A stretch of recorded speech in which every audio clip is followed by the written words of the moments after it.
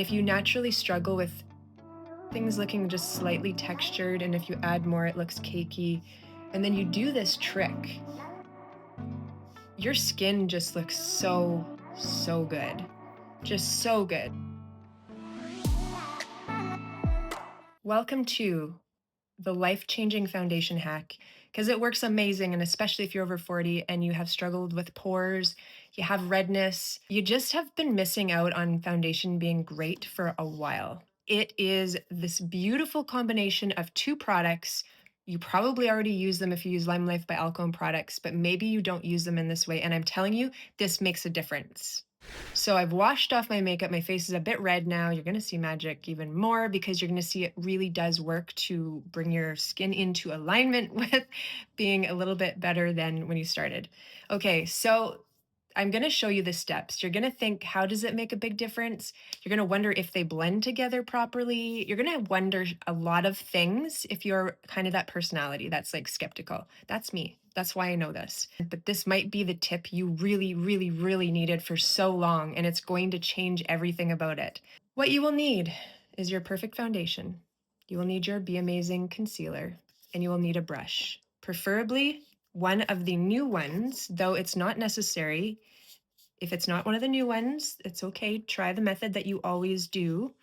But if you can, get yourself the new foundation brush, which is 0.1, or the powder brush, which is 0.8. Both of these work really well. I use them both, but if I was to start with just one, it would be this one. I would definitely get the other one on your list because they work best together, but I'm going to show you a simple way. Just keep this all simple. People love simple. So skincare, done. That is a must. Don't skip it. We know this. You need a hydrated face. You can't get past that. The exfoliation part is necessary if you have a lot of dead skin. So then you're going to take and dot where, say you have pores. So I need pores to smooth over. I need to get rid of the redness in my nose. I'm only going to do one side so you can see the difference.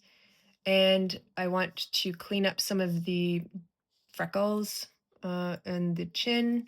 One over here just to draw it all together. And then for the forehead, I don't have many issues up there, but what I'm going to do is add in 2 dots just to really, sorry, 3, just to sort of tie in the consistency between the two areas. Because if I just do it on the lower end, the top end is going to look a little bit different and it's going to stand out. So then you take your perfect foundation and your brush and you're going to go into it. Grab yourself a few swipes and then you're going to start. Usually I start kind of in this area here. I'm not going to do the concealer part because that's going to be part number 2. And I'm going to go over my nose. And believe it or not, you're going to think, how is it possible that you can see it smoothing right here?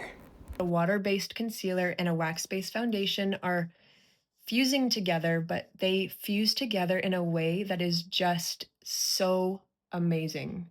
And so some of you may already be doing this. That's great. But there's going to be some people that do not know to do it, and they need to know it yesterday.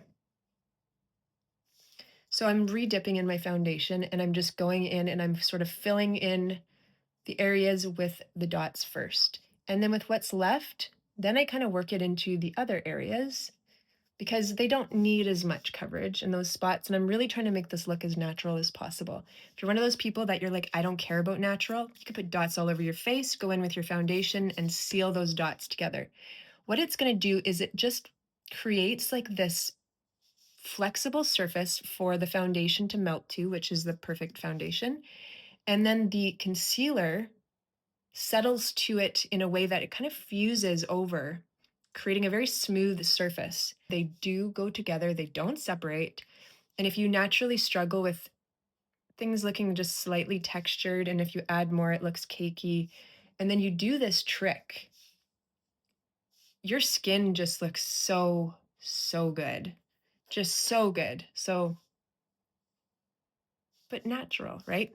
Okay, next thing you're going to do before you move on to the step where you want to set it, you're going to take a foundation blender and do this. If you're one of those people that tends to have a lot of streaking, or maybe you didn't have that brush and it didn't apply it properly, if you take a blender and you just kind of push it into your skin, it's going to just melt everything together. It's just going to like potentially work out any kinks that there may be.